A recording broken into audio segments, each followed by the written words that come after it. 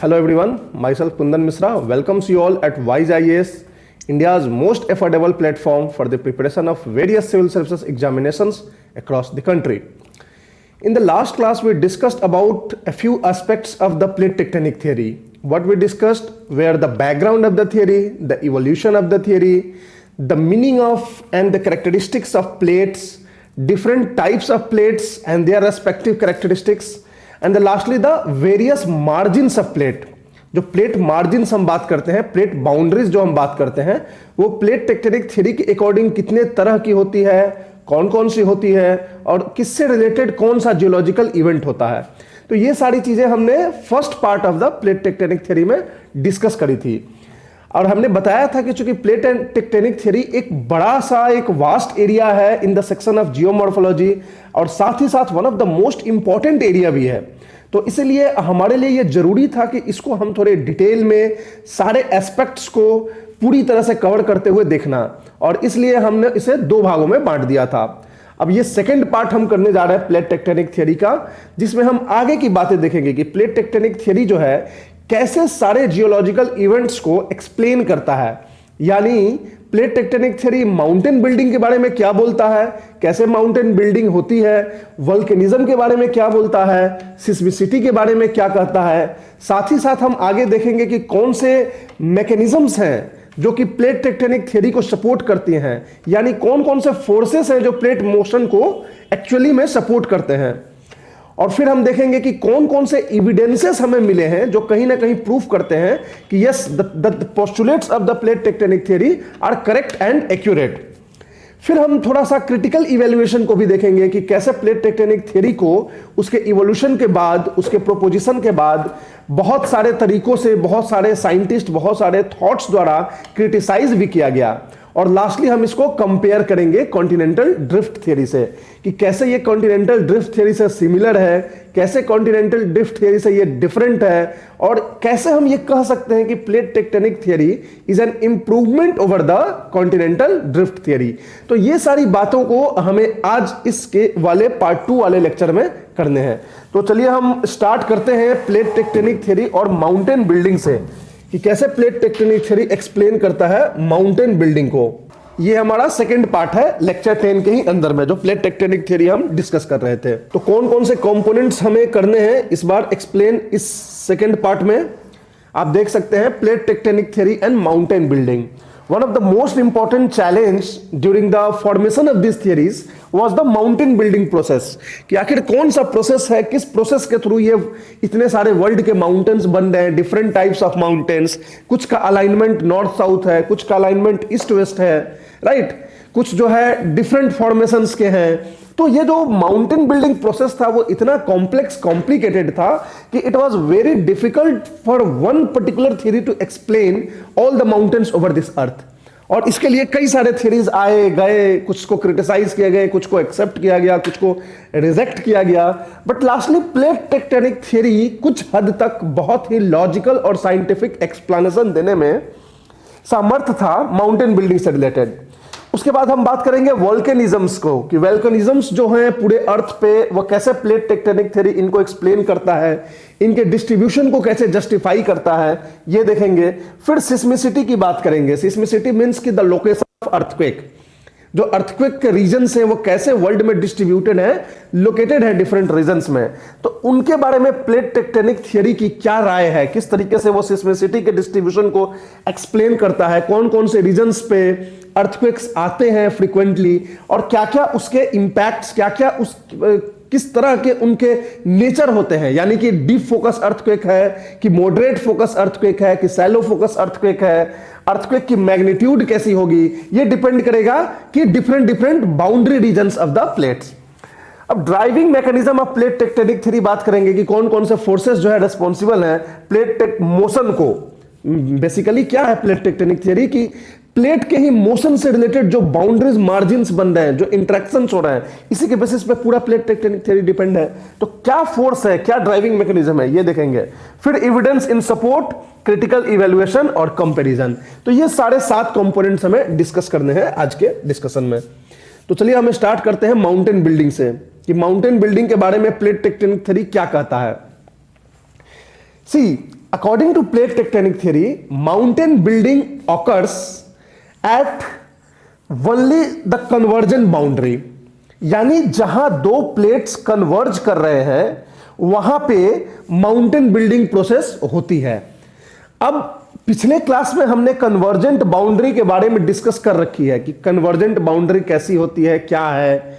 अब इसमें हम माउंटेन बिल्डिंग के पर्सपेक्टिव में बात करेंगे, और जब हम माउंटेन बिल्डिंग के पर्सपेक्टिव में बात करेंगे कन्वर्जेंट मार्जिन्स को, कन्वर्जेंट बाउंड्रीज को, तो हमें तीन तरह के बाउंड्रीज को ध्यान में रखने होंगे। एक ocean ocean convergence and mountain building, कि दो ओशनिक प्लेट अगर आपस में कन्वर्ज कर रहे हैं, कोलाइड कर रहे हैं, तो किस तरह के माउंटेन बिल्डिंग वहां होगी, क्या क्या स्टेजेस होंगे उसके माउंटेन बिल्डिंग के, क्या क्या फॉर्मेशंस होंगे, ये सब हम बात करेंगे। किस तरह के माउंटेन बनेंगे, ये सब बात करेंगे ओशन ओशन कन्वर्जेंस के बीच में। फिर जो सेकंड पार्ट होगा वो होगा हमारा ओशन कॉन्टिनेंट कन्वर्जेंस।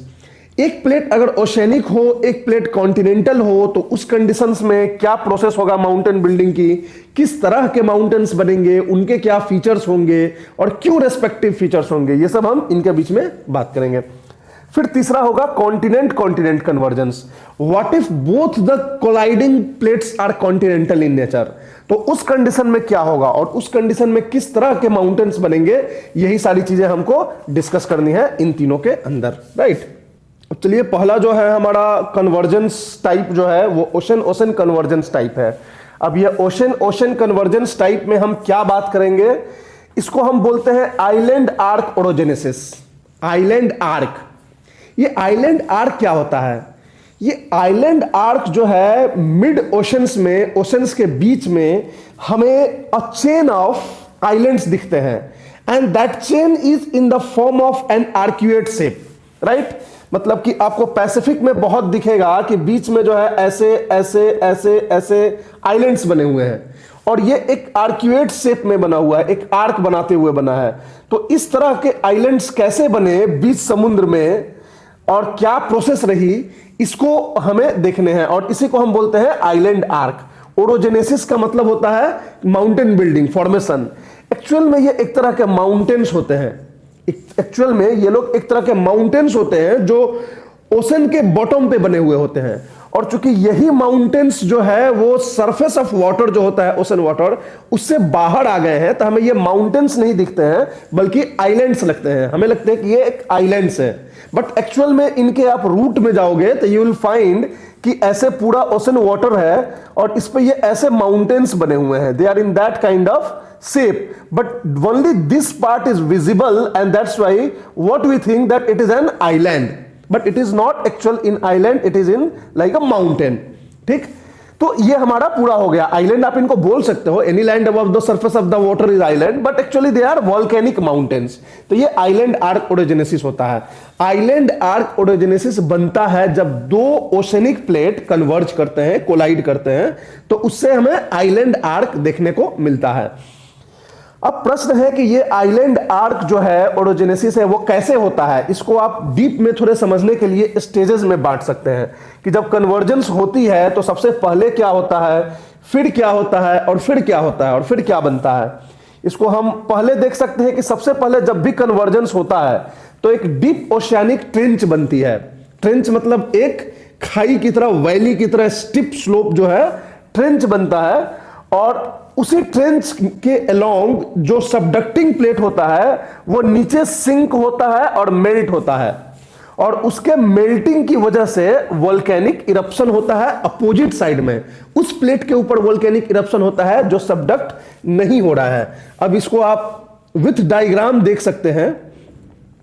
वैसे इस पिक्चर में आप देख लीजिए कि आपको दिख रहा होगा यहां पे कि ये एक प्लेट है और ये एक प्लेट है। दोनों प्लेट्स जो है ओशियानिक प्लेट है, क्योंकि इन दोनों के ऊपर ओशन है। मैंने बात करी है कॉन्टिनेंटल प्लेट ओशियानिक प्लेट की पार्ट 1 में।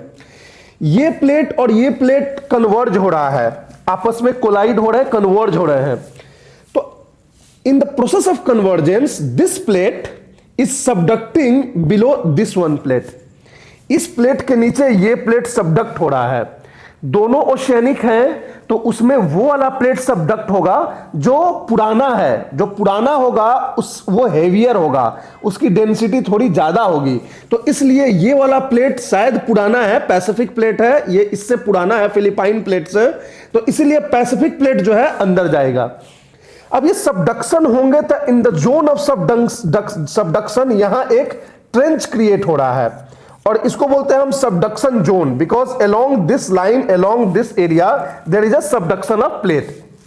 जब ये प्लेट सबडक्ट होके जाता है तो यहां अंदर में जाके हाई टेम्परेचर की वजह से ये लगभग 100 से 300 किलोमीटर के अंदर चला जा रहा है। यहां एस्थेनोस्फीयर है ऑलरेडी सेमी मोल्टन स्टेज में, हीट बहुत ज्यादा है, तो बहुत ज्यादा हीट की वजह से ये जो प्लेट है वो धीरे धीरे मेल्टिंग होने लगता है, ये प्लेट स्टार्ट्स मेल्टिंग।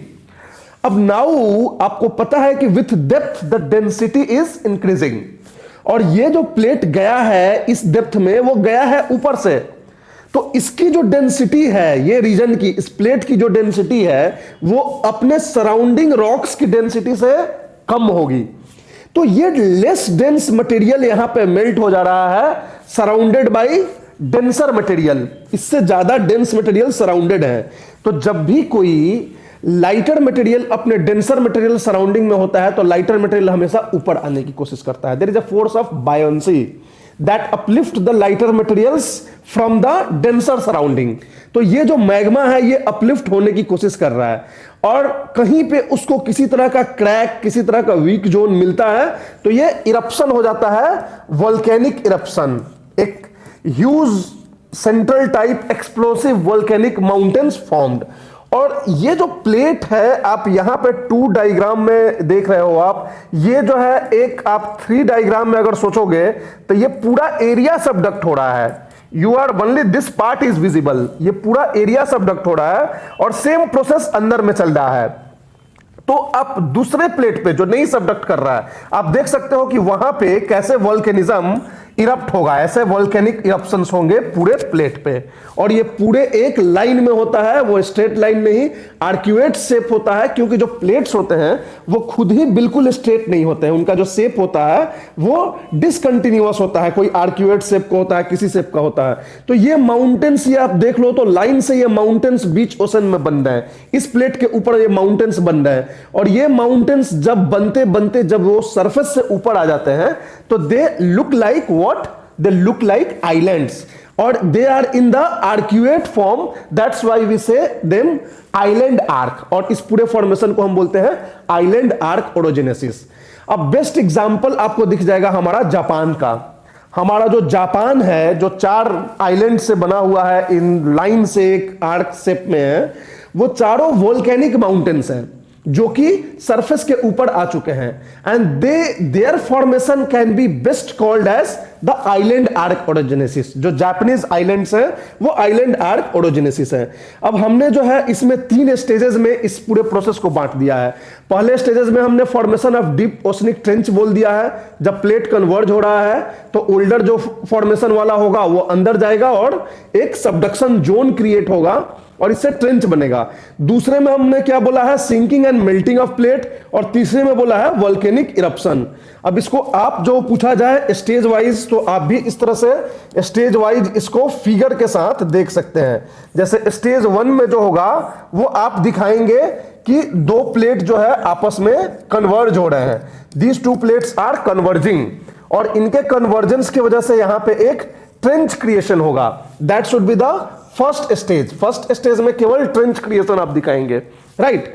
स्टेज 2 में आप दिखाएंगे इसमें कि जो प्लेट सबडक्ट हो रहा है, जैसे इन दोनों में मान लीजिए ये पुराना प्लेट है, ये जो है पैसिफिक प्लेट है, तो पैसिफिक पुराना है तो ये सबडक्ट हो रहा है, तो सबडक्ट आप दिखाएंगे तो उसमें दिखाएंगे कि ऐसे हो रहा है, और इसमें जो है ये सबडक्ट होकर नीचे जा रहा है, और सबडक्ट होने के बाद ये सिंक होके यहां पे मेल्ट हो रहा है, क्योंकि ये अब काफी डेप्थ में जा चुका है, तो ये मेल्टिंग हो रही है स्टेज 2 में। और मेल्टिंग होने से यहां क्या बनेगा, यहां बनेगा आपको मैग्मा, यहां आपको मैग्मा बन रहा है, ये रेड कलर से मैंने मैग्मा शो किया है। अब ये मैग्मा बन चुका है, मैग्मा जो ये वाला मैग्मा है वो इस प्लेट के मेल्टिंग से बना है, और तो ये लाइटर होगा in comparison to its surroundings, क्योंकि ये प्लेट का जो मटेरियल है वो लाइटर है। तो इसके वजह से अब ये क्या होगा, बाहर निकलने की कोशिश करेगा। किस वजह से बाहर निकलेगा, तो ये निकलेगा बाहर क्योंकि ये लाइटर है, एक फोर्स ऑफ बायोन्सी इसके ऊपर लगेगी जिससे कि ये बाहर निकलने की कोशिश करेगा। अब स्टेज 3 में आप वोल्केनिक इरप्शन दिखा सकते हैं। स्टेज 3 में आप सीधा दिखा सकते हैं कि कैसे वोल्केनिक इरप्शन हो रहा है। अब ये मैग्मा जो है अंदर जाके मेल्ट हो चुका है, मेल्ट होने के बाद मैग्मा ये बन चुका है, राइट। अब मैग्मा ये जो बना है ये बाहर निकलेगा और ये जाके इरप्ट होगा इस प्लेट पे जो सबडक्ट नहीं हो रहा है। इस प्लेट पे एज ए वोल्केनिज्म हो गया। अब ऊपर में पूरा सब जगह पानी है क्योंकि ये दोनों जो है ओशनिक फ्लोर है। अब ये फॉर्मेशन होते होते बढ़ते बढ़ते ये अगर ओशन के सरफेस से, वाटर के सरफेस से बाहर आ जाएगा तो एक आइलैंड बन गया। और इसी तरह से इस पूरे लाइन में कई सारे आइलैंड्स बन जाएंगे and they all will collectively called as island arc orogenesis. तो this is the island arc orogenesis. This is the first kind of convergence between the two plates which we call ocean convergence and the formation is called island arc orogenesis। तो आपको अब समझ में आ गई कि ये island arc orogenesis कैसे बना। वोल्केनिक माउंटेन्स है ये लोग जो पूरे ओशन के नॉन सबडक्टिंग प्लेट पे बने होते हैं, जो प्लेट सबडक्ट नहीं हो रहा है ना उस पे बन रहे हैं। ये जो है काफी, ये जो सबडक्शन जोन है उससे 200-250 किलोमीटर पीछे होते हैं ये लोग, वहां पे वो लोग बने होते हैं। जो जापान आइलैंड्स आप देख रहे हो ये सब वोल्केनिक माउंटेन्स हैं जो कहीं और 200 किलोमीटर आगे पैसिफिक में सबडक्शन हो रहा है और उसके वजह से वोल्केनिज्म हो रहा है और उससे ये बन रहा है। बट फिर भी हम इसको इसका पार्ट मानते हैं क्योंकि प्लेट बहुत बड़ा होता है। तो so this can be considered as a part of this boundary. इसको हम इंट्रा प्लेट नहीं बोलेंगे, ये नहीं बोलेंगे कि प्लेट के बीचों बीच बन रहा है, ये बाउंड्री का ही पार्ट मान लिया जाता है। तो this is the island arc orogenesis. I hope you are getting the point. The second is the ocean continent convergence। अब दो ओशन के बीच में जो कन्वर्जेंस होगा ये आप जान गए। अब ओशन कॉन्टिनेंट कन्वर्जेंस के बारे में जानो कि ओशन कॉन्टिनेंट का जब कन्वर्जेंस होता है तो किस तरह की फॉर्मेशन होती है, क्या फीचर्स होता है। ओरोजेनेसिस का मतलब ही होता है माउंटेन बिल्डिंग। ओरो मतलब माउंटेन, जेनेसिस मतलब बिल्डिंग। तो यहां पे इसको बोलते हैं हम दूसरे ज्योग्राफिकल टर्म में कॉर्डिलेरन ओरोजेनेसिस। कॉर्डिलेरा का मतलब क्या होता है, कॉर्डिलेरा एक टाइप ऑफ माउंटेन सिस्टम है। सिस्टम मतलब बहुत सारे रेंजेज उसमें होंगे। कॉर्डिलेरा उस माउंटेन सिस्टम को बोलते हैं जिसमें डिफरेंट माउंटेन रेंजेज होते हैं और ये सारे रेंजेज जियोलॉजिकली डिफरेंट होते हैं। They are not similar geologically, ये जियोलॉजिकली डिफरेंट होते हैं और पूरे को मिला के एक साथ हम कॉर्डिलेरन ओरोजेनेसिस और माउंटेन और कॉर्डिलेरा बोलते हैं। तो कॉर्डिलेरा मींस कि different mountain ranges having different formation, different geological features, तो they all are collectively called cordillera. जैसे नॉर्थ अमेरिका और साउथ अमेरिका जो वेस्टर्न कोस्ट पे आप देख रहे हैं तो जनरली हम बोलचाल की भाषा में रॉकीज और एंडीज बोल जाते हैं, बट एक्चुअल में वो जो फॉर्मेशन है जो western coast of South America और नॉर्थ अमेरिका में है वो कॉर्डिलेरन फॉर्मेशन है। और उसी कॉर्डिलेरा का एक माउंटेन रेंज, मात्र एक पार्ट रॉकीज है नॉर्थ अमेरिका में और एंडीज है साउथ अमेरिका में। अदरवाइज रॉकीज और एंडीज के अलावे भी वहां पे माउंटेन रेंजेज हैं and they all are collectively called cordilleran mountain. और ये जो माउंटेन रेंजेज हैं इनका फॉर्मेशन, इनका जियोलॉजिकल फीचर्स में थोड़ी डिफरेंस होता है, इसीलिए हमको लगता है कि अलग अलग माउंटेन एक साथ मिल गया है, ये ऐसा इनको देखने से लगता है। तो दे आर कॉल्ड कॉर्डिलेरन ओरोजेनेसिस। अब स्टेज 1 जो होता है इसमें फॉर्मेशन ऑफ ट्रेंच होता है। वहां भी फॉर्मेशन ऑफ ट्रेंच होता था, यहां भी फॉर्मेशन ऑफ ट्रेंच होगा क्योंकि दो कॉन्टिनेंट्स में जब एक सबडक्ट करेगा दो प्लेट्स में तो वहां पे एक ट्रेंच तो बनेगा ही क्योंकि गड्ढा बनेगा जो सबडक्ट कर रहा है उसकी वजह से। अब ओशन कॉन्टिनेंट के केस में, कन्वर्जेंस के केस में क्या होता है कि ओशनिक प्लेट सबडक्ट होता है under the continental plate forming a trench. वहां क्या होता था दो ओशनिक के केस में, वही ओशनिक क्रस्ट सबडक्ट होता था, ओशनिक प्लेट सबडक्ट होता था जो पहले से बना है। क्यों? क्योंकि जो पहले से बना है वो ज्यादा डेंसर था। यहां क्या है, यहां वो सबडक्ट, ओशन कॉन्टिनेंट में क्या होगा कि ओशनिक हमेशा सबडक्ट करेगा, इसमें कोई मतलब मतभेद नहीं है। व्हाई? बिकॉज कि oceanic crust is always heavier than the continental crust. Oceanic crust is formed of basalt rock, continental crust is formed of granite and andesitic rocks। अब ये ग्रेनाइट और एंड्रासाइट का जो डेंसिटी होती है वो बेसाल्ट की डेंसिटी से कम होती है, तो जाहिर सी बात है उसकी जो फॉर्मेशन होगा ओशनिक फ्लोर की, ओशनिक क्रस्ट की, वो ऑफ कोर्स जो है हेवियर होगा in comparison to continental crust. ये कारण है कि ओशनिक प्लेट सबडक्ट करता है कॉन्टिनेंटल के नीचे, कॉन्टिनेंटल प्लेट के नीचे, और एक ट्रेंच बनता है। तो ये फर्स्ट स्टेज हो गया हमारा ट्रेंच फॉर्मेशन। ट्रेंच फॉर्मेशन आप इसको स्टेज 1 मान लोगे। ये एक प्लेट हुआ, ये एक प्लेट हुआ, ये कॉन्टिनेंटल प्लेट हो जाएगा, ये ओशनिक प्लेट हो जाएगा, और इन दोनों के बीच में क्या बन जाएगा, ये ट्रेंच। इसको बोलते हैं ट्रेंच और इसको बोलते हैं subduction zone, right.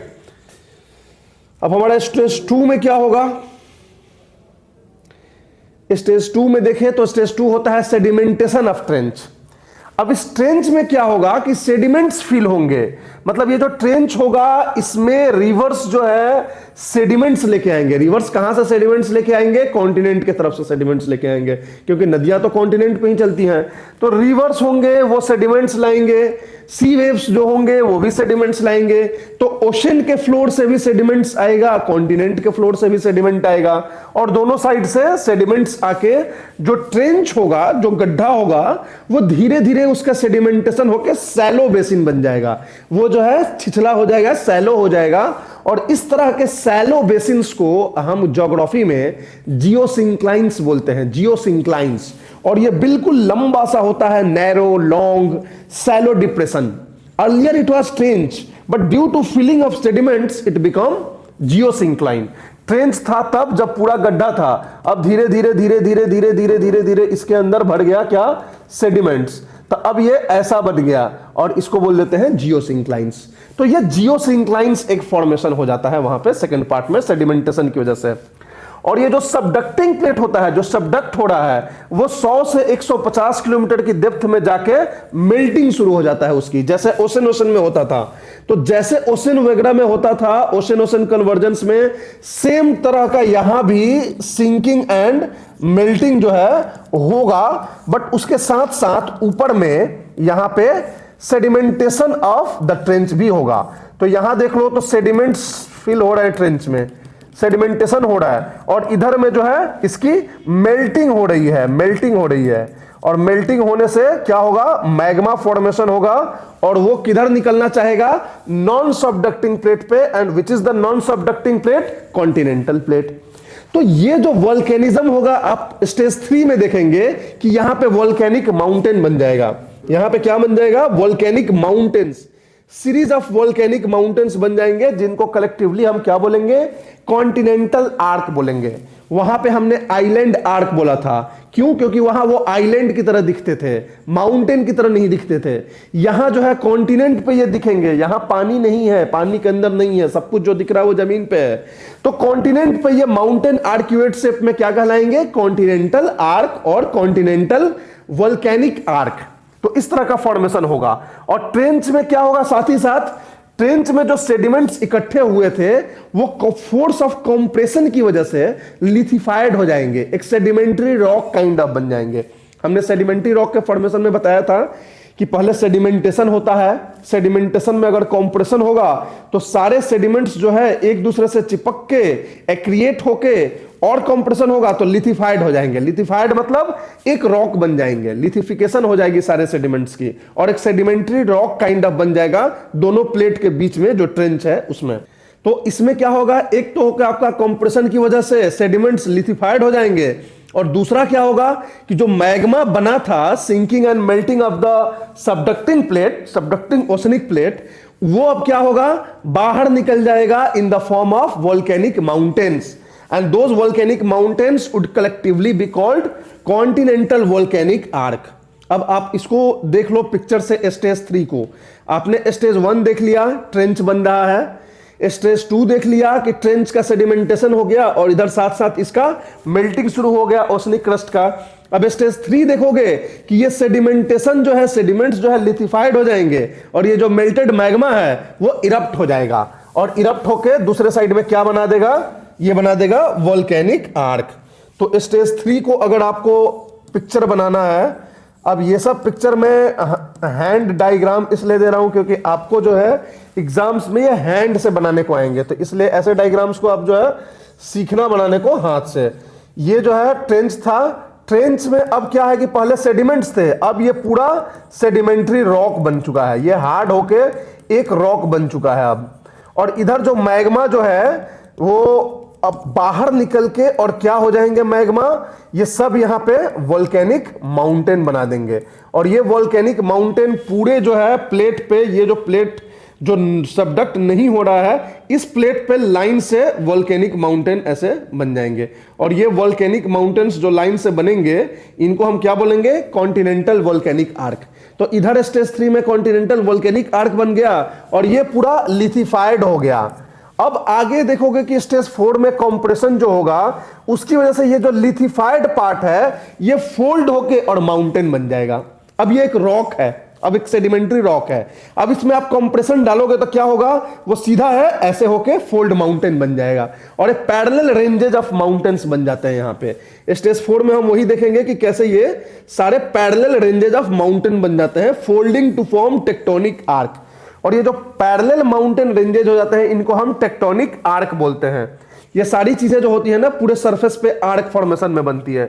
The lithified sediments were compressed to form parallel ranges of fold mountains, जिसका best example western cordillera of North America. Western cordillera of North America मतलब नॉर्थ अमेरिकन कॉन्टिनेंट के west side में जाओगे Pacific के coast पे, तो so many parallel ranges you will find and one of the range is what, the Rockies। तो Rockies is a part of Western Cordillera of North America। तो ये stage 4 में आपको बनते हुए दिखेंगे कि कैसे ये स्टेज 4 में बन जा रहे हैं पैरेलल माउंटेन। ये स्टेज 3 समझ गए, ये स्टेज आपका 4 हो गया और ये इसी सीक्वेंस में होता है, इसीलिए हम इसको पर्टिकुलरली स्टेज बोलते हैं। इसको पार्टिकुलरली हम इस पे स्टेज इसीलिए बोलते हैं क्योंकि ये इसी सीक्वेंस में होता है। ये स्टेज 4 देख लो, इसमें ऐसे गया, ऐसे गया, ऐसे आया, ऐसे आया, यहां पे पूरा भर के और ऐसे माउंटेन्स यहां बन गए हैं और यहां पे वोल्केनिक माउंटेन्स हो गए हैं।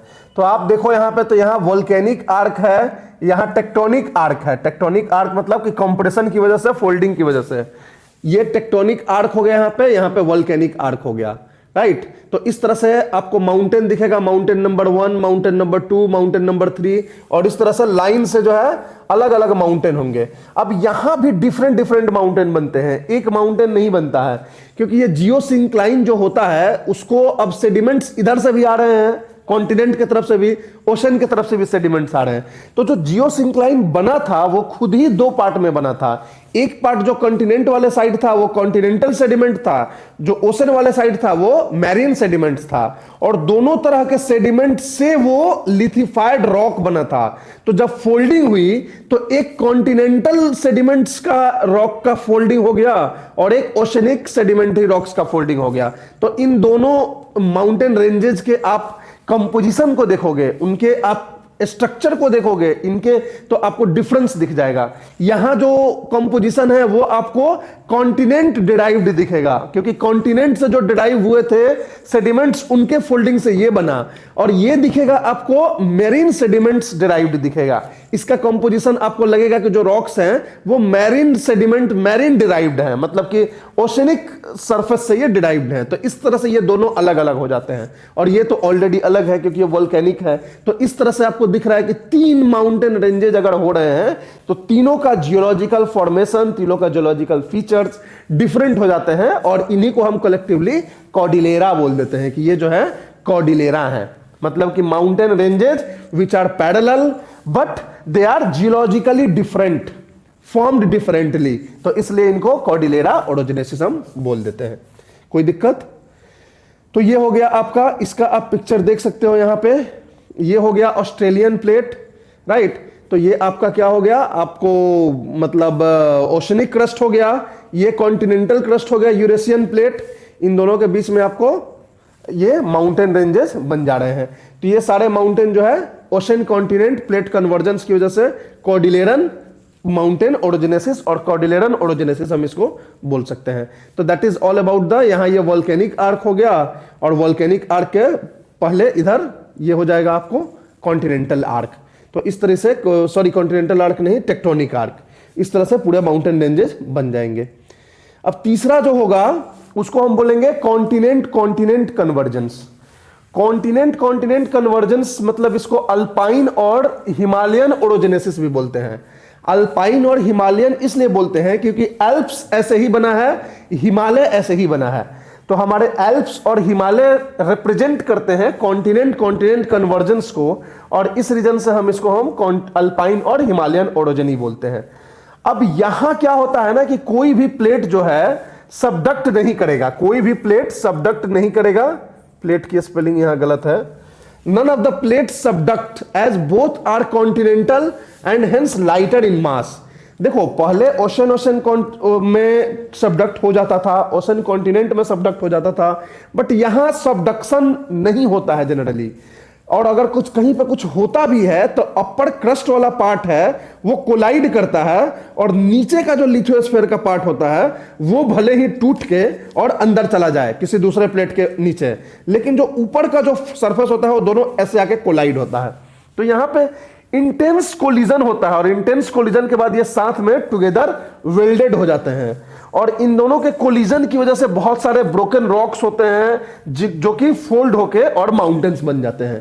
तो it is just like that two continents are coming together, joined and become a larger continent, and there is a mountain range between that two continents. तो आप इंडिया को देख लो और बाकी का यूरेशिया को देख लो, तो इन सब को हम एक ही कॉन्टिनेंट में रखते हैं। कौन से? एशिया कॉन्टिनेंट में रखते हैं। यूरोप चलो साइड कर दो उधर। तो इस तरीके से एक बड़ा कॉन्टिनेंट बन जाता है दो कॉन्टिनेंटल प्लेट के कन्वर्जन से, और इन दोनों के बीच में एक पैरेलल रेंज ऑफ माउंटेन्स बन जाते हैं जिनको हम हिमालयन टाइप और अल्पाइन टाइप ओरोजेनेसिस बोलते हैं। तो जैसे हमारा हिमालय जो है और अल्प्स जो है वो ऐसे ही बना हुआ है। ALPS, यहां पे गलती से ET लग गया, अल्प्स। तो यहां क्या होता है ना कि किस तरह से होता है, कोलिजन होता है। तो एक साइड से कोलिजन होता है, जैसे दो प्लेट्स हैं, एक साइड से कोलिजन होगा और दूसरा साइड आके ऐसे स्लिप करके रोटेट करके और जाके कोलाइड कर जाता है। हमारे हिमालय में हम बात करेंगे कैसे हिमालयाज बना, तो वहां आपको ये रोटेशन ऑफ प्लेट जो है हम समझाएंगे कि इंडियन प्लेट सबसे पहले कोलाइड करता है नॉर्थ वेस्ट रीजन में। नॉर्थ वेस्ट रीजन में वो जाके कोलाइड करता है यूरेशियन प्लेट से, और उसके बाद जो इंडियन प्लेट है वो रोटेट करते हुए जाके फिर कोलिजन करता है वो बाकी के रीजन्स में यूरेशियन प्लेट से। और इस रोटेशन के टर्म्स में क्या होता है, सेडिमेंट्स जो होते हैं वो लिथिफाइड होते हैं, और उसके बाद उसके कंप्रेशन की वजह से उसका माउंटेन रेंज में फॉर्मेशन हो जाता है। तो ये हम हिमालय में डिटेल में इस ओरोजेनेसिस के बारे में हम आपसे बात करेंगे इंडियन ज्योग्राफी में। अभी के लिए जान लो कि वहां पे कोलिजन होता है, सबडक्शन नहीं होता है, रोटेशन होता है प्लेट का कोलिजन के बाद, और उसके बाद कंप्रेशन जो क्रिएट होता है उससे सारे माउंटेन्स फॉर्मेशन होता है। बाकी जो प्रोसेसेस होते हैं वो सेम होते हैं। तो ये चीज है। अब देखोगे हिमालय में कि वोल्केनिज्म नहीं होता है, उसका कारण एक सबसे बड़ा यही है कि इसलिए वोल्केनिज्म नहीं होता है हिमालय में। कॉन्टिनेंट आप देख सकते हो, इंडियन प्लेट तिब्बतन प्लेट्यू से बीच में बन के बीच में हिमालय बन गया यूरेशियन प्लेट से टकरा के। तो इस तरह से हमारा कॉन्टिनेंट होता है। अब तो माउंटेन बिल्डिंग समझ गए कि प्लेट टेक्टोनिक थ्योरी ने माउंटेन बिल्डिंग को कैसे एक्सप्लेन किया। नेक्स्ट हमें देखना है कि प्लेट टेक्टोनिक थ्योरी ने वोल्केनिज्म को कैसे एक्सप्लेन करता है। How plate tectonic theory explains the volcanic processes that is occurring all across the earth. तो प्लेट टेक्टोनिक थ्योरी जो है वोल्केनिज्म को ये अपने प्लेट मार्जिन्स के हिसाब से करता है कि जो डाइवर्जेंट प्लेट्स हैं, डाइवर्जेंट प्लेट्स के मार्जिन पे किस तरह का वोल्केनिज्म होगा, कन्वर्जेंट प्लेट्स के बाउंड्री पे किस तरह से होगा, ट्रांसफॉर्म प्लेट बाउंड्री पे क्या होगा। तो इस तीन भाग में जो है वो एक्सप्लेन करेगा प्लेट टेक्टोनिक थ्योरी किसको, वोल्केनिज्म को। तब हमें देखना है कि डाइवर्जेंट पे, कन्वर्जेंट पे और ट्रांसफॉर्म पे क्या होता है, किस तरह के वोल्केनिज्म होते हैं। देखो डाइवर्जेंट प्लेट बाउंड्रीज पे वैसे हमने ये पार्ट थोड़ी बहुत डिस्कशन जब हम वोल्केनिक इरप्शंस पढ़ रहे थे, वोल्केनो का जो चैप्टर पढ़ा था उसमें भी हमने डिस्कस किया था। हमने वोल्केनो के डिस्ट्रीब्यूशन को देखा था कि वोल्केनो को हम अगर डिस्ट्रीब्यूट करें वर्ल्ड में तो तीन मेजर रीजन्स हैं। एक होता है रिंग ऑफ फायर जो मिड पैसिफिक बेल्ट है, दूसरा रीजन होता है सर्कम पैसिफिक बेल्ट, दूसरा होता है मिड अटलांटिक रीच, और तीसरा है mid continental plate, mid continental region. तो ये सब जो होता है कि mid continental, mid Atlantic, circum Pacific, ये कहीं ना कहीं प्लेट टेक्टोनिक इन सब को एक्सप्लेन करता है कि क्यों यहीं पे ज्यादातर वोल्केनिज्म आ रहे हैं और किस प्रोसेस के थ्रू आ रहे हैं और कैसे आ रहे हैं, और यहाँ के वोल्केनिज्म का कैसा नेचर है, किस तरह का वोल्केनिज्म है, स्लो वोल्केनिज्म है, फिशर टाइप है कि एरप्टिव है, एक्सप्लोसिव वोल्केनिज्म है, किस टाइप का है। तो ये सब हमें यहां देखने को मिलेगा। अब देखो divergent plate on volcanism, divergent plates पे क्या होगा, यहां जनरली फिशर टाइप वोल्केनिज्म होता है, जहां दो प्लेट्स एक दूसरे से डाइवर्ज कर रहे हैं, तो वहां एक फिशर क्रैक क्रिएट होगा और उस क्रैक के अंदर से मैग्मा जो है इरप्ट होगा। तो इसे हम बोलेंगे divergent plate and volcanism. Fissure type volcanism occurs to form oceanic ridges बनता है, ओशियनिक क्रस्ट बनता है। यहां पर टेंशनल टियरिंग ऑफ क्रस्ट होता है due to which lead to eruption of asthenospheric magma, जिसका मिड अटलांटिक रीज हम बेस्ट रिप्रेजेंटेटिव देख सकते हैं। तो सबसे वोल्केनिज्म जो है मिड अटलांटिक रीज को डाइवर्जेंट प्लेट से कनेक्ट करके प्लेट टेक्टोनिक थ्योरी ने एक्सप्लेन कर दिया। दूसरा होता है कन्वर्जन प्लेट से, कि कन्वर्जन प्लेट से कैसे एक्सप्लेन कर रहा है। तो हमारा जो दो रीजन था, खासकर जो सरकम पैसिफिक और मिड कॉन्टिनेंटल रीजन, ये दोनों कन्वर्जन प्लेट्स की वजह से हैं। ये जो होते हैं वो एक्सप्लोसिव टाइप वोल्केनिज्म यहां होता है। अभी हमने जो कन्वर्जेंस में बात करी ना कि ocean ocean convergence, ocean continent convergence, इन दोनों ही केस में एक वोल्केनिक इरप्शन हो रहा है नॉन सबडक्टिंग प्लेट पे, वो यही है। कन्वर्जेंट प्लेट्स में जो वोल्केनिज्म हो रहा है यही की बात कर रहे हैं। और वो जो वोल्केनिज्म हो रहा है वो किस तरह का वोल्केनिज्म हो रहा है, एक्सप्लोसिव टाइप हो रहा है। वो fissure type slow volcanism diverging plate पे जैसा होता था वैसा नहीं हो रहा है।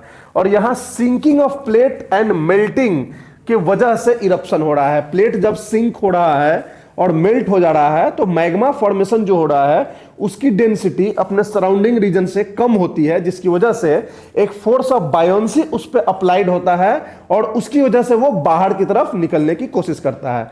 अब उसको जहां पे crack, week zone, fracture zone मिलता है वहां से वो इरप्ट होके और वोल्केनिक माउंटेन्स बना देता है।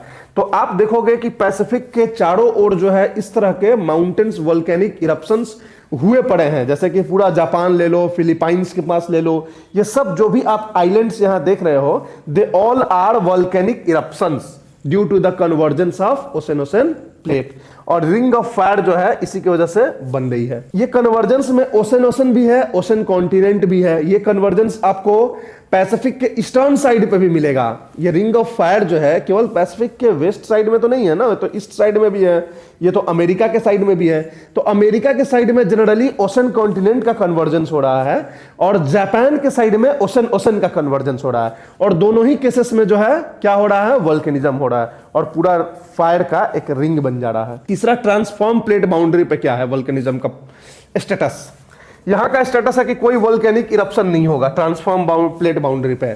हमने अभी पिछले क्लास में भी बात करी थी कि ट्रांसफॉर्म प्लेट बाउंड्री पे कोई प्लेट सबडक्ट नहीं हो रहा है, कोई प्लेट एक दूसरे से टियर अपार्ट नहीं हो रहा है, तो वोल्केनिज्म का तो कोई मतलब कॉज ही नहीं है यहाँ पे। तो इसलिए ट्रांसफॉर्म प्लेट बाउंड्री पे कोई वोल्केनिसिटी नहीं होती है, यहाँ पे सिस्मिसिटी आपको मिलती है। तो इस तरीके से प्लेट टेक्टोनिक थ्योरी ने वोल्केनिज्म को एक्सप्लेन किया। अब प्लेट टेक्टोनिक थ्योरी एक्सप्लेन करेगा सिस्मिसिटी को, कैसे सिस्मिक जो एक्टिविटीज है, सिस्मिक लोकेशंस हैं, अर्थक्वेक का जो डिस्ट्रीब्यूशन है वो इस पर्टिकुलर फॉर्म में कैसे है, कहां पे अर्थक्वेक किस तरह का आता है, ये सारी चीजें। अब हम बात करते हैं प्लेट टेक्टोनिक एंड सिस्मिसिटी। हम बात करते हैं डाइवर्जेंट बाउंड्री एंड सिस्मिसिटी। मतलब डाइवर्जेंट बाउंड्री पे होगा तो वहां पे किस तरह के अर्थक्वेक होंगे, कैसी सिस्मिसिटी होगी। जहां भी दो प्लेट डाइवर्ज हो रहे हैं, ठीक, तो वहां क्या हो रहा है, एक फ्रीक्वेंट ऑकरेंस ऑफ अर्थक्वेक मिलेगा जिसका शैलो फोकस होगा। वहां डीप फोकस अर्थक्वेक आपको नहीं मिलेगा। और मेन कॉज क्या होगा अर्थक्वेक का, वहां पे वोल्केनिक इरप्शंस होगा। तो जितने भी अटलांटिक ओशन के मिड में जो रिज बना हुआ है, mid Atlantic ridge, along the entire ridge there is seismic activities and all the seismic activities are having a shallow focus and low magnitude earthquake. इनकी जो मैग्नीट्यूड होती है वो कम होती है क्योंकि ये शैलो फोकस के अर्थक्वेक होते हैं। वोल्केनिक इरप्शंस की वजह से ये अर्थक्वेक का ऑकरेंस होता है। और वोल्केनिक इरप्शंस के उस रीजन में स्लो वोल्केनिज्म होता है, बहुत इरप्टिव एक्सप्लोसिव वोल्केनिज्म नहीं होता है। तो इसलिए ये क्या होंगे, वहां बहुत ज्यादा मैग्नीट्यूड के अर्थक्वेक आपको नहीं मिलेंगे। बहुत ज्यादा मैग्नीट्यूड के अर्थक्वेक मिलते तो वहां आपको सुनामी बहुत देखने को मिलती है अटलांटिक में, बट आपको बहुत ज्यादा सुनामी अटलांटिक में हमें नहीं मिलती है, क्योंकि वो जितने भी फोकस अर्थक्वेक के होते हैं वो शैलो होते हैं, वो आपको बहुत ही माइल्ड मैग्नीट्यूड के होते हैं। तो ये कारण होते हैं डाइवर्जेंट बाउंड्री एंड सिस्मिसिटी का। उसी तरह से नेक्स्ट आता है हमारा कन्वर्जेंट बाउंड्री एंड सिस्मिसिटी। अब जहां कन्वर्जेंट बाउंड्री है, दो प्लेट्स कन्वर्ज कर रहे हैं, तो वहां की सिस्मिसिटी कैसी होगी? सबसे पहली बात कि वेरी डीप फोकस होगा। वहां का जो फोकस होगा आपको 300 किलोमीटर नीचे का मिलेगा, 400 किलोमीटर नीचे का मिलेगा। तो जो प्लूटोनिक फोकस जिसको बोलते हैं ना कि वेरी डीप फोकस अर्थक्वेक, इसको दूसरे टर्म्स में प्लूटोनिक फोकस भी बोलते हैं। और हाई मैग्नीट्यूड का भी मिलेगा, क्योंकि कोलिजन हो रहा है ना, वहां पे बहुत स्ट्रॉन्ग कोलिजन हो रहा है। एक प्लेट दूसरे प्लेट के नीचे जब सबडक्ट होके और दूसरे प्लेट के मेंटल रीजन में जाके मतलब हिट करेगा, तो उसकी वजह से वेरी डीप फोकस अर्थक्वेक आपको मिलेगा और बहुत हाई मैग्नीट्यूड का मिलेगा। ये क्यों होता है? तो heating of mental by the subducting plate. जो प्लेट सबडक्ट हो रहा है वो दूसरे प्लेट जो नहीं सबडक्ट हो रहा है उसके मेंटल को जाके ठोकर मारेगा और इसकी वजह से अर्थक्वेक होगी, राइट। इसमें जो है सैलो फोकस भी होता है, लेकिन वो कहां होता है? जहां वोल्केनिक आर्क बनते हैं, मतलब कि नॉन सबडक्टिंग प्लेट पे जो हमने बात की ना कि वोल्केनिज्म हो रहा है, तो उधर भी अर्थक्वेक आएंगे, बट उधर थोड़े सैलो फोकस अर्थक्वेक आएंगे। लेकिन जो ट्रेंच के पास, जो सबडक्शन के पास जो अर्थक्वेक आएगा वो वो डीप फोकस अर्थक्वेक आएगा। तो ये हो गया कन्वर्जेंट बाउंड्री एंड सिस्मिसिटी। तीसरा होगा ट्रांसफॉर्म बाउंड्री एंड सिस्मिसिटी। अब ट्रांसफॉर्म बाउंड्री में कैसी सिस्मिसिटी होगी? यहां मॉडरेट फोकस अर्थक्वेक होगा, बहुत फ्रीक्वेंटली होगा ड्यू टू फॉल्टिंग। ये फॉल्टिंग की वजह से होता है, क्योंकि दो ट्रांसफॉर्म बाउंड्री जो होता है वहां एक दूसरे से अलग, मतलब एक दूसरे से डाइवर्जिंग या कन्वर्जिंग नहीं हो रहा है, they are passing across each other, और इसकी वजह से जो फॉल्टिंग हो रही है तो मॉडरेट फोकस अर्थक्वेक होगा, बहुत फ्रीक्वेंटली होगा, कई बार हाईली हजार्डस भी होता है। तो ये जो है प्लेट टेक्टोनिक थ्योरी सिस्मिसिटी को ऐसे एक्सप्लेन करता है, राइट। अब जो नेक्स्ट हम बात करेंगे प्लेट टेक्टोनिक थ्योरी से रिलेटेड, वो होगा हमारा driving mechanism of plate tectonic theory. Driving mechanism का मतलब होता है कि कौन कौन से फोर्सेस रिस्पॉन्सिबल हैं, क्या फोर्स है जो कि प्लेट को के मोशन को क्रिएट करता है, इनिशिएट करता है, क्या फोर्स है। जैसे कोई भी किसी तरह का ड्रिफ्ट मोशन जब भी हम बात करते हैं ना, तो जो सबसे पहला प्रश्न हमसे पूछा जाता है वो ये बता है कि भाई बताओ कि इतना बड़ा आप कॉन्टिनेंट को, इतने बड़े प्लेट को आप घुमा रहे हो अर्थ सरफेस पे, तो आप बताओ कि भाई कौन सा फोर्स है जो इसको घुमा रहा है। और सबसे पहले ये क्वेश्चन कौन पूछते हैं? मोबिलिस्ट लोग, सॉरी फिक्सिस्ट लोग पूछते हैं, जो ये मानते हैं कि पूरा अर्थ जो है वो फिक्स है, स्टेबल है, कोई मूवमेंट नहीं है इसके सरफेस के ऊपर। तो जो सबसे पहला प्रश्न होता है कि कौन सा फोर्स जो है रिस्पॉन्सिबल होता है for the motion in the plate, तो उसके लिए ये ड्राइविंग मैकेनिज्म इसको बोलते हैं। तीन मैकेनिज्म माना जाता है। एक तो आप जानते ही हो कि एक फोर्स ऑफ बायंसी होती है जो कि एस्थेनोस्फेयर के मैग्मा पे ये फ्लोट कर रहा है, तो वो एक कारण है। तो that is not the primary force, वो प्राइमरी फोर्स नहीं हो सकता है। दैट इज जस्ट एक होता है कि वो रेसिस्ट नहीं कर रहा है फोर्स ऑफ बायोंसी की वजह से। समझ में आ रही है बातें? अगर आप एक नाव को बीच समुद्र में छोड़ दो तो वहां भी फोर्स ऑफ बायोंसी लग रही है, बट वो नाव खुद से नहीं मूव करेगा, हमको उसमें मोटर के थ्रू पुश देना पड़ता है, तब वो नाव या कोई जहाज जो है चलती है वाटर के ऊपर। तो in the same manner the way the plates are floating over the asthenosphere, तो they cannot move only through the force of buoyancy, लेकिन उनके लिए कुछ एक्सटर्नल फोर्स चाहिए। तो अब क्वेश्चन बनता है कि कौन कौन से एक्सटर्नल फोर्स हैं। तो जो मेन और प्राइमरी फोर्स हैं वो है मेंटल कन्वेक्शन।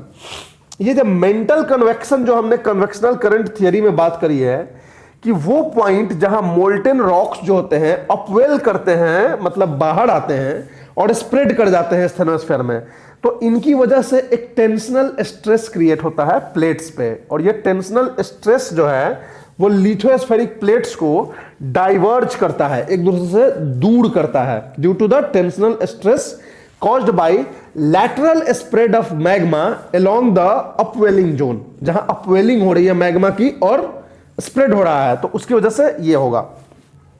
और वो पॉइंट जहां रॉक्स जो है, मतलब ये जो मोल्टन रॉक्स हैं, ये ठंडा होके कूल होके सिंक होते हैं, डाउन वेलिंग होती है, तो वहां पे कंप्रेशनल स्ट्रेस लगता है, जिसकी वजह से ऊपर में क्या इंपैक्ट होता है, तो कन्वर्जेंस ऑफ प्लेट। ये कंप्रेशनल स्ट्रेस की वजह से जो प्लेट्स होते हैं वो कन्वर्ज करते हैं। अब ये कन्वेक्शनल करंट थियरी ने ऐसी बात कही है कि ऐसा एक मेंटल कन्वेक्शन चल रहा है। देखो, कन्वेक्शनल करंट थ्योरी जब आई थी उस समय प्लेट टेक्टोनिक थ्योरी का हम पी भी नहीं जानते थे, क्योंकि उस समय मात्र कॉन्टिनेंटल ड्रिफ्ट थ्योरी आई थी।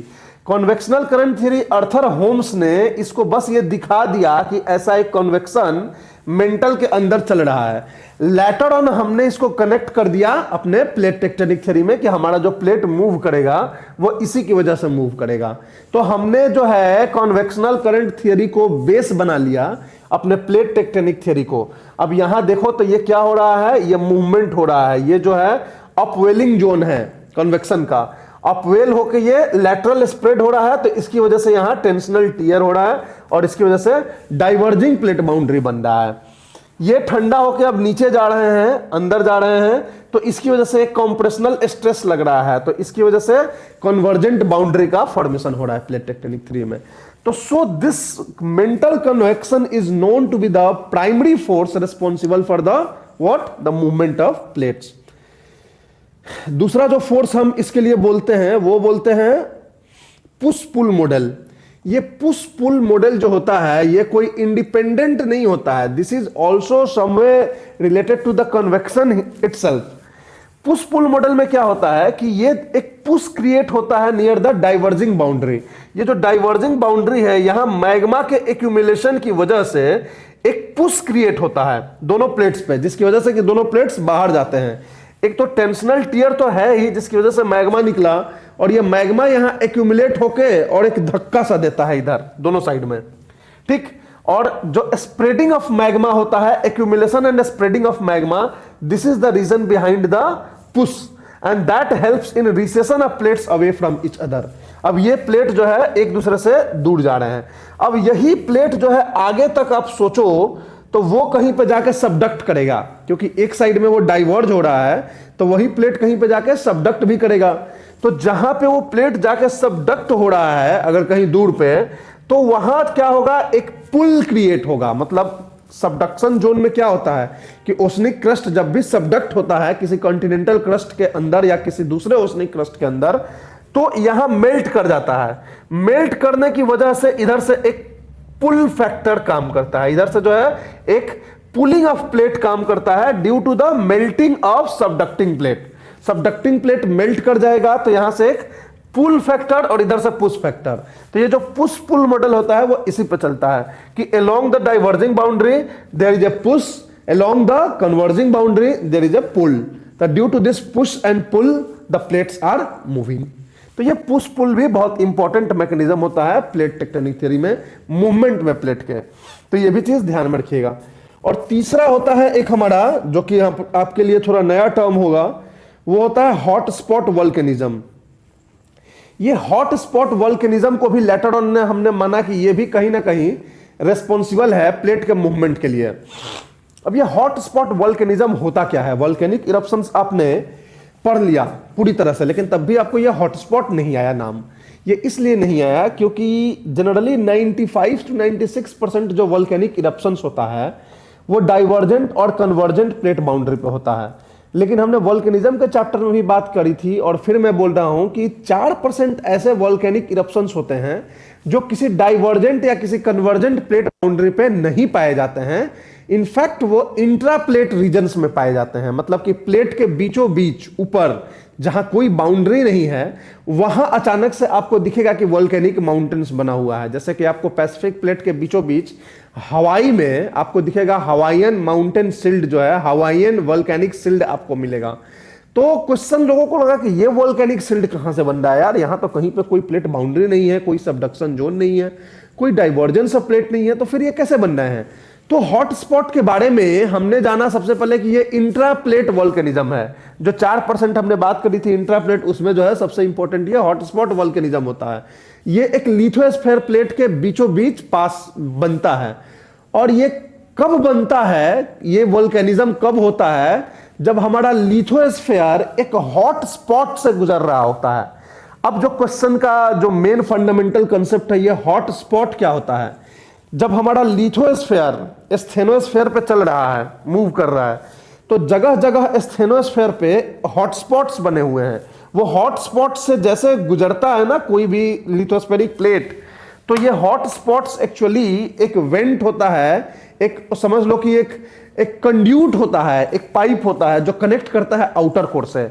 यानी आउटर कोर से कनेक्टेड पूरे मेंटल से पास होता हुआ एक स्टेनोस्फीयर तक आया हुआ है कोई पाइप, जो आउटर कोर के मैग्मा को वो लेके आ रहा है। कन्वेक्शनल करंट वाली जो बात करी थी, कन्वेक्शन, उसके अलावे, वो कन्वेक्शन को अभी छोड़ दो, उसके अलावे एक पाइप के थ्रू एक हॉटस्पॉट वोल्केनिज्म ऊपर आ रहा है, और वो जो है उसके ऊपर जो भी प्लेट गुजर रहा है उसको टीयर करके प्लेट के बीचों बीच वोल्केनिक इरप्शंस क्रिएट करने लग रहा है। तो that is called hotspot volcanism. जब भी प्लेट पास होता है, हॉट मैग्मा इरप्ट होता है प्लेट के ऊपर, वो मैग्मा कहां से आ रहा है, तो वो हॉटस्पॉट से आ रहा है। ये हॉटस्पॉट क्या है, एक पाइप है। जैसे समझ लो कि ये जो है हमारा अर्थ है, ये अर्थ में ये आउटर कोर है, यहां से एक पाइप कनेक्ट कर रहा है, और ये पाइप जो है स्टेनोस्फीयर तक फैल मतलब गया हुआ है। अब स्टेनोस्फीयर के ऊपर कौन मूव कर रहा है, लिथोस्फीयर।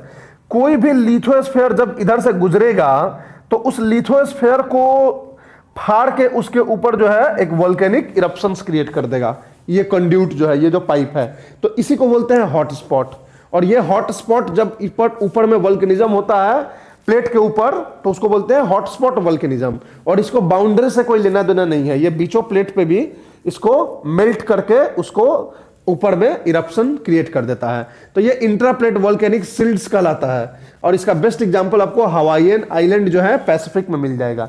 ये वोल्केनिज्म कभी कभी इतना ज्यादा होते हैं कि ये सरफेस के ऊपर चले जाते हैं, वाटर के सरफेस के बाहर चले जाते हैं। इनका जो माउंटेन्स, जो सिल्ड माउंटेन्स, जो डोम शेप्ड माउंटेन्स बनता है, ठीक है, तो इसकी वजह से ये हवाईयन आइलैंड इसका बेस्ट एग्जांपल है।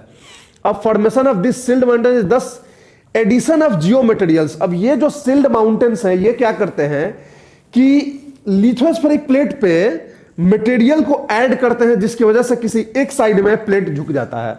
मतलब प्लेट के पूरे जो उसका डायमेंशन है, जो उसका लेंथ एंड ब्रेथ है, जो उसकी बाउंड्री है, जिस साइड ये हॉटस्पॉट वोल्केनिज्म होंगे प्लेट उसी साइड झुक जाएगा, राइट। और इसकी वजह से एक तरह से मोशन जो है क्रिएट हो जाएगा इनकी वजह से भी।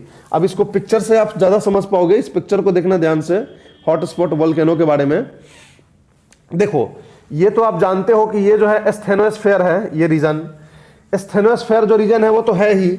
एक नीचे से पाइप जो है ऐसे हॉट मैग्मा लेके आ रही है, ये कनेक्टेड है नीचे किससे, आउटर कोर से, ये लेके आ रही है। और जैसे भी कोई भी प्लेट, जैसे ये एक प्लेट है, ये प्लेट जो है पास किया इधर से, तो इसमें एक अपना छिद्र बना के और ऊपर जो है वोल्केनिक इरप्शंस करने लगी, और इरप्शन करके धीरे धीरे एक माउंटेन बनाएगी। और यही माउंटेन जब ऊपर में आ जाएगा पानी के सरफेस से, तो ये एक आइलैंड की तरह दिखेगा। देखो, ये आइलैंड है, ये हवाईयन आइलैंड है, इस तरीके से बीचों बीच समुद्र में बना हुआ है। और ये जो ओशनिक क्रस्ट है, ये एक प्लेट है जिसकी बाउंड्री इधर है, इधर है, ये बीचों बीच प्लेट का पार्ट है, और बीचों बीच ये वोल्केनिज्म हो रहा है। तो this is called hotspot volcanism.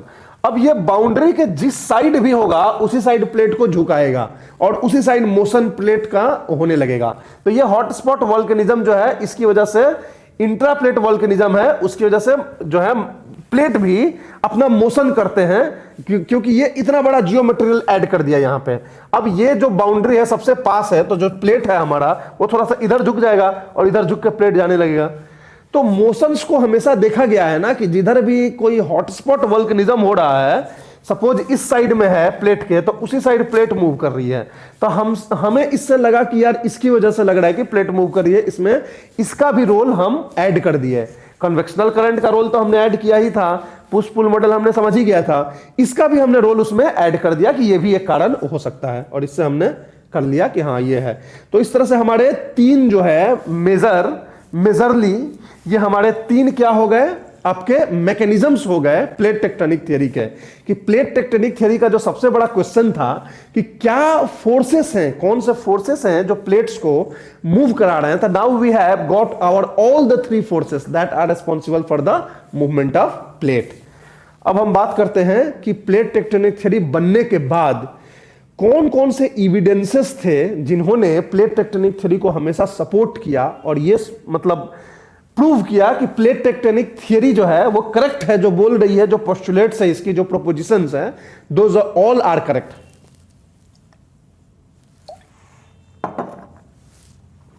जैसे कॉन्टिनेंटल ड्रिफ्ट थ्योरी के बहुत सारे एविडेंसेस हैं जिससे प्रूफ होती है कि देयर वाज अ पैंगिया, लेकिन प्लेट टेक्टोनिक थ्योरी के बारे में बहुत ज्यादा एविडेंसेस आपको हर बुक में नॉर्मल एनसीईआरटी वगैरह में नहीं दिया होगा कि प्लेट टेक्टोनिक थ्योरी के ये एविडेंसेस है, इसके बेसिस पे हम प्लेट टेक्टोनिक थ्योरी को जस्टिफाई करते हैं।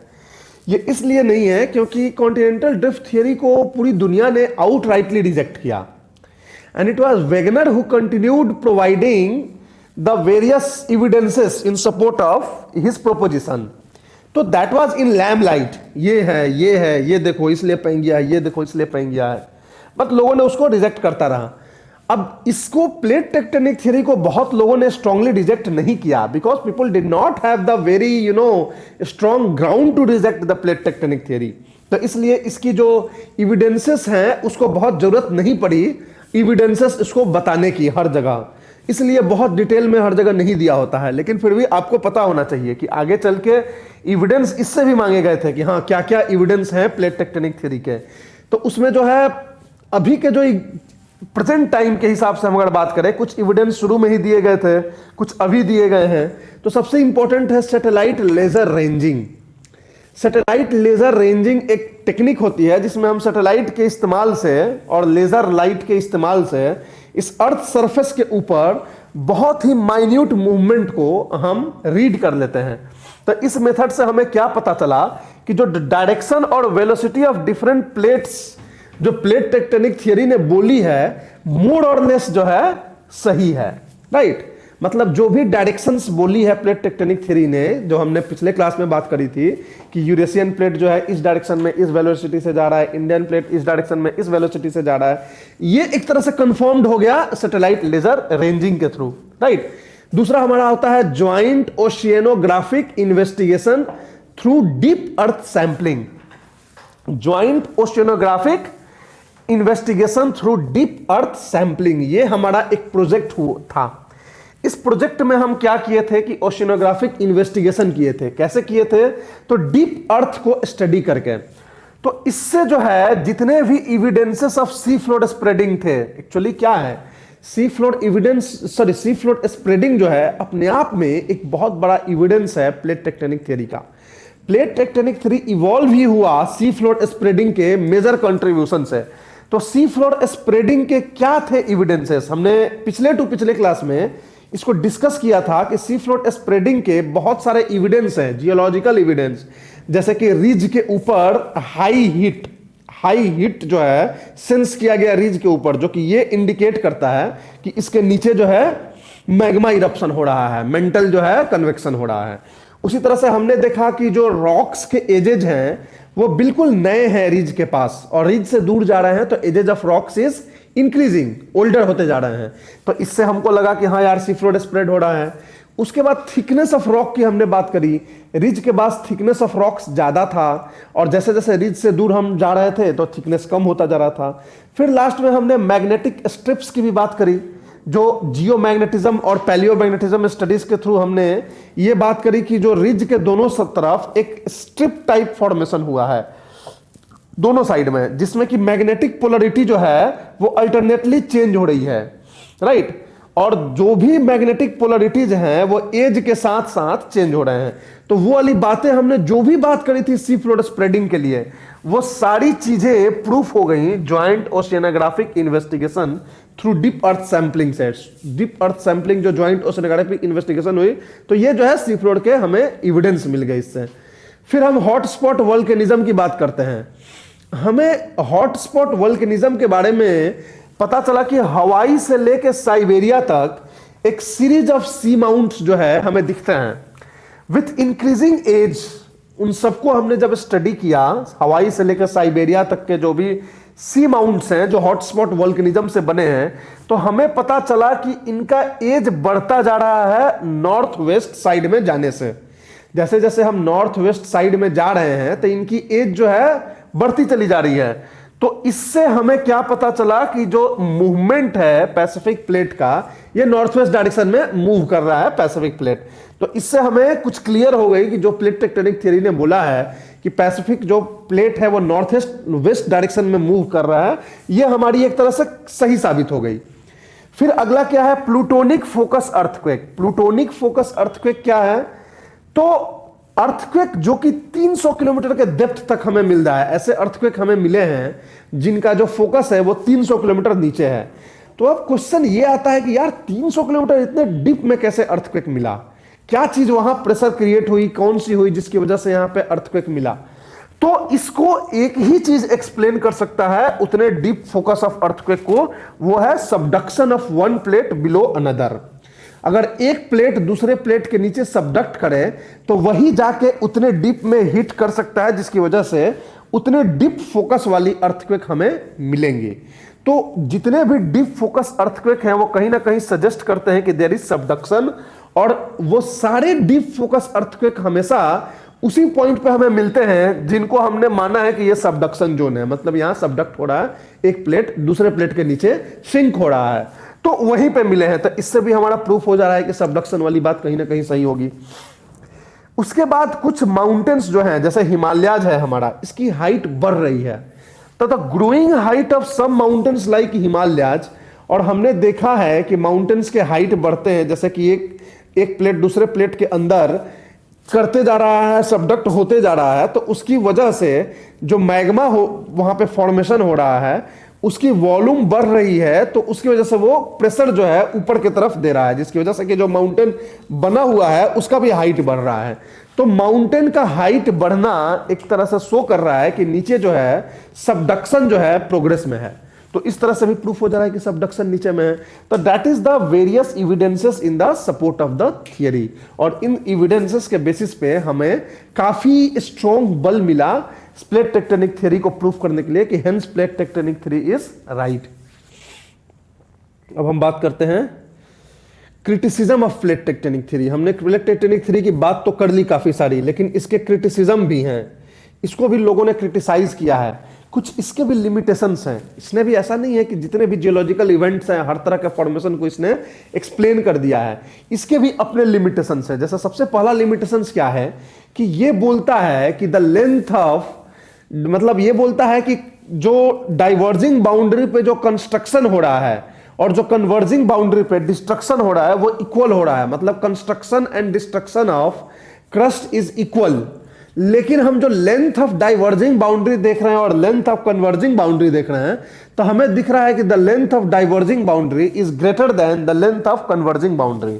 तो according to the rule divergence के वजह से जो फॉर्मेशन हो रहे हैं वो ज्यादा होना चाहिए, फॉर्मेशन और construction should be greater than destruction, जो कि बिल्कुल अगेंस्ट है प्लेट टेक्टोनिक थ्योरी के प्रोपोजिशन और पोस्टुलेट से, जो बोलता है कि construction is equal to destruction. तो ये सबसे पहला जो है क्रिटिसिज्म हो गया। क्यों? क्योंकि इनके according the length of diverging boundary should be equal to length of converging boundary and thus the construction will be equal to destruction. But यहां पे हमें ज्यादा दिख रहा है अपने मेजरमेंट के अकॉर्डिंग। दूसरा बोलता है कि एक एक्सपेंडिंग अर्थ हाइपोथेसिस है। जो मॉडर्न साइंटिस्ट हैं, जियोफिजिसिस्ट हैं, जियोलॉजिस्ट हैं, उनका क्या मानना है कि अर्थ का सरफेस जो है वो एक्सपैंड होना चाहिए, मतलब earth should expand. Why earth should expand?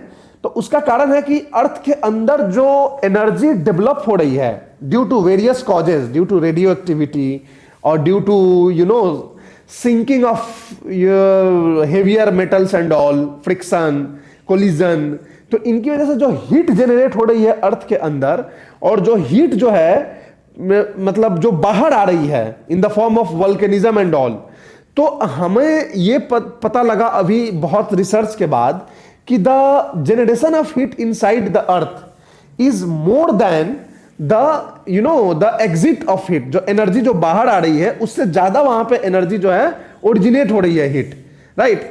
तो तो जब ज्यादा हीट ओरिजिनेट हो रही है, उतनी बाहर नहीं आ रही है, तो by rule, by the physics law, the earth should be expanding. Earth को एक्सपैंड करना चाहिए कि कोई भी चीज में को अगर आप टेम्परेचर बढ़ाते हो, हीट देते हो, तो उसका थर्मल एक्सपेंशन होता है। तो the earth should also go a thermal expansion. और जब अर्थ का थर्मल एक्सपेंशन होगा तो टोटल अर्थ सरफेस एरिया जो होगा, सरफेस एरिया अर्थ सरफेस का होगा, वो बढ़ेगा। लेकिन प्लेट टेक्टोनिक थ्योरी के पोस्टुलेट्स में फर्स्ट पार्ट में ही हमने क्या देखा था कि प्लेट टेक्टोनिक थ्योरी बोल रहा है कि the entire surface area of the earth, the total surface area of the earth is always constant, should always be constant. तो ये जो कांस्टेंट ऑफ सरफेस एरिया है, इसको डिनाई कर रहा है एक्सपेंडिंग अर्थ हाइपोथेसिस, जो ये बोल रहा है कि the earth should expand and thus the surface area of earth should increase. तो इसके वजह से भी ये थोड़ा सा क्वेश्चन में आ गया प्लेट टेक्टोनिक थ्योरी के postulates. Plate tectonic theory intra plate volcanism और सिस्मिसिटी को एक्सप्लेन नहीं कर पाता है। प्लेट टेक्टोनिक थ्योरी के अकॉर्डिंग जो भी सिस्मिसिटी या वोल्केनिज्म हो रहा है, वो सब प्लेट बाउंड्री पे हो रहा है। And intraplate region is free of any seismic and volcanic activities, free of any mountain building. लेकिन हमें तो अब वोल्केनिज्म भी दिख रहा है, सिस्मिसिटी भी दिख रही है इंट्राप्लेट रीजन में, तो उनको जो है पीटीटी एक्सप्लेन नहीं कर पा रहा है। तो ये एक उसका मेजर ये हो जाएगा क्रिटिसिज्म। अब PTT could not explain the formation of older mountains. बहुत सारे पुराने माउंटेन्स हैं, ओल्डर माउंटेन्स, जो कि इंट्रा प्लेट लोकेशन है, जिनका लोकेशन अगर देखोगे तो एक मेजर प्लेट के बीचों बीच लोकेशन है। जैसा कि आपको ग्रेट डिवाइडिंग रेंज जो है ऑस्ट्रेलिया का, eastern side of the Australia में देखोगे तो ग्रेट डिवाइडिंग रेंज है। उसी तरह से अफ्रीका में ड्रैकेनबर्ग माउंटेन है, ड्रैकेंसबर्ग माउंटेन है। इनका जो लोकेशन है वो बिल्कुल प्लेट के बीचों बीच है। ये प्लेट है अगर, तो ये माउंटेन्स यहां पे बने हुए हैं। तो प्लेट टेक्टोनिक थ्योरी के अकॉर्डिंग तो माउंटेन्स यहां बनने चाहिए जहां दो प्लेट कन्वर्ज हो रहे हैं, राइट। तो यहां आखिर कैसे बने ये माउंटेन?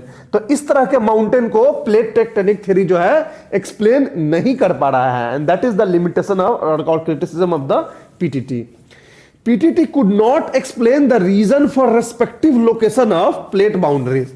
अब देखो, प्लेट बाउंड्रीज में पीटीटी ने ये तो बता दिया कि यहां पे ये दो बाउंड्री कन्वर्ज कर रहे हैं, यहां पे दो बाउंड्री डाइवर्ज कर रहे हैं, यहां पे ऐसा हो रहा है, यहां पे दो प्लेट जो है आपस में एक दूसरे से दूर जा रहे हैं।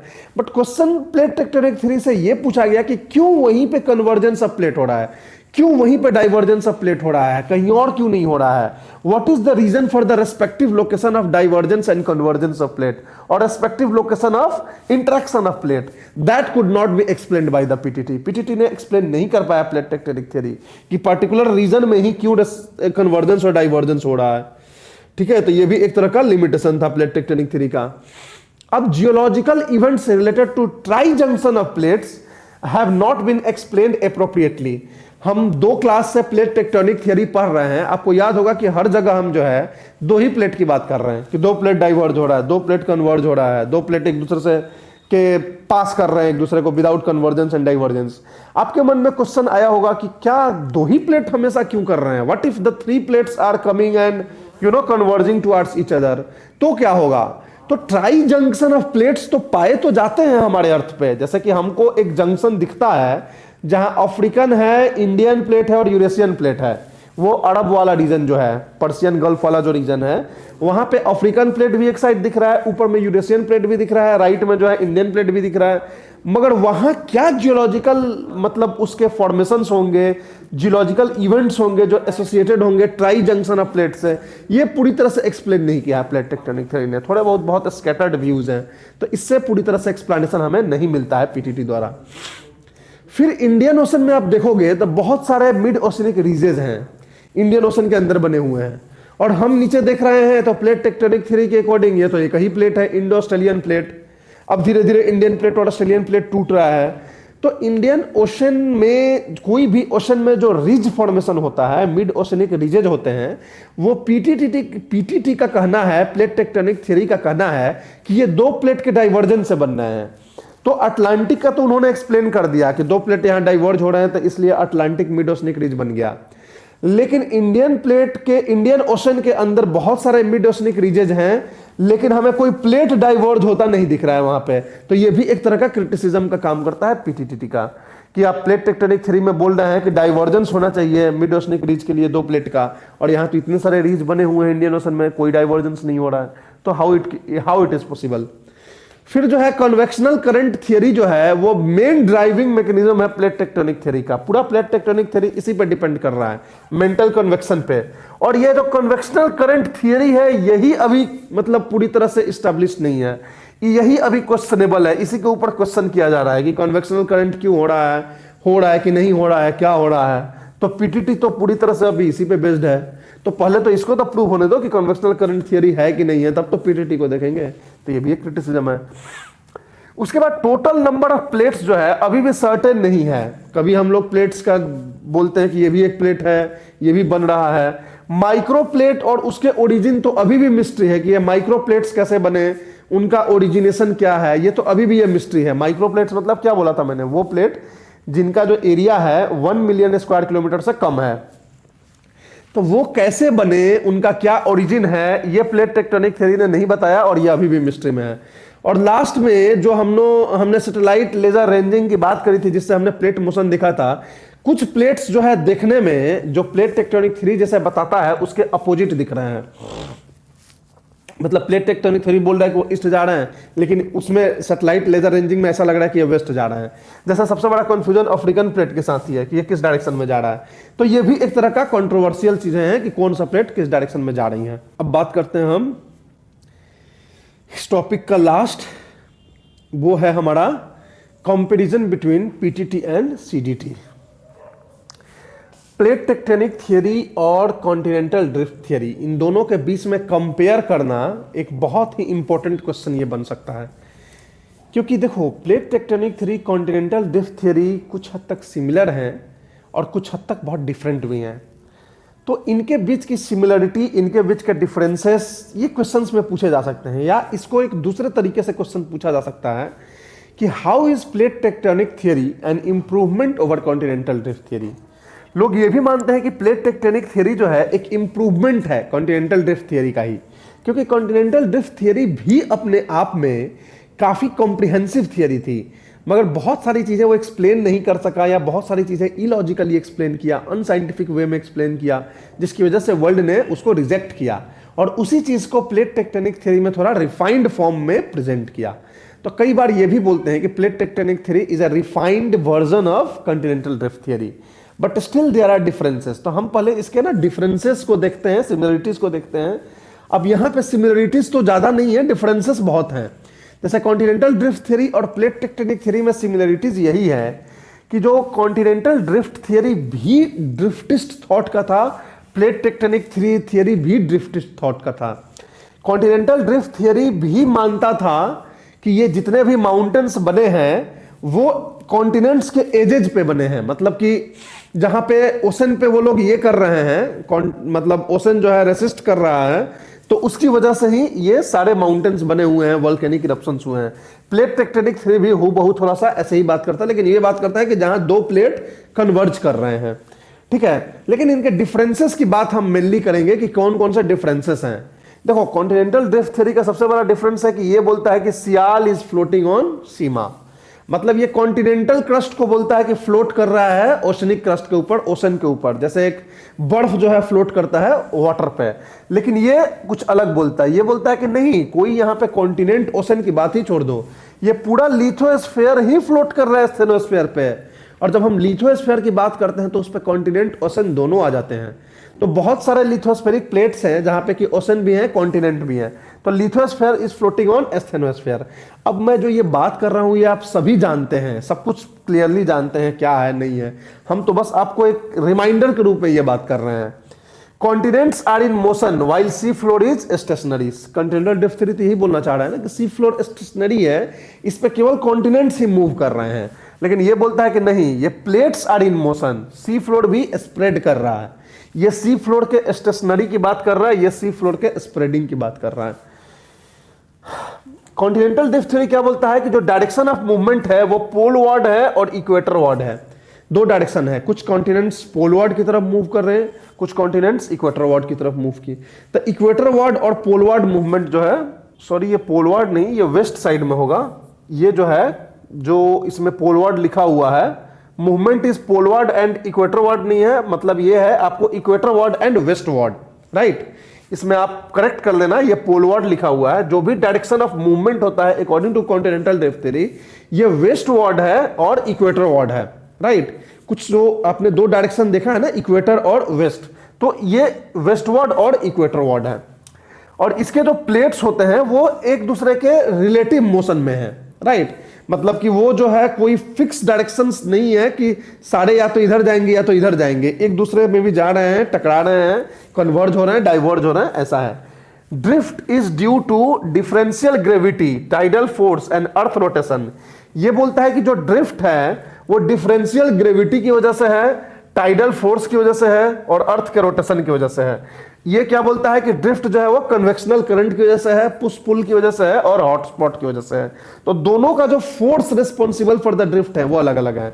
इसके ज्यादा साइंटिफिक है, इसके जो है लेस साइंटिफिक है। ये जो फोर्स की बात कर रहा है वो कैपेबल नहीं है एक कॉन्टिनेंट को एक जगह से दूसरी जगह मूव करने के लिए, लेकिन ये वाले फोर्स कैपेबल लगते हैं। जो कॉन्टिनेंटल ड्रिफ्ट थ्योरी वो केवल एक्सटर्नल फोर्सेस की बात करता है, वो इंटरनल जियोलॉजी में तो देखता ही नहीं है कि अर्थ के अंदर का भी कुछ जो है काम आ जाएगा हमारे चीजों को एक्सप्लेन करने में।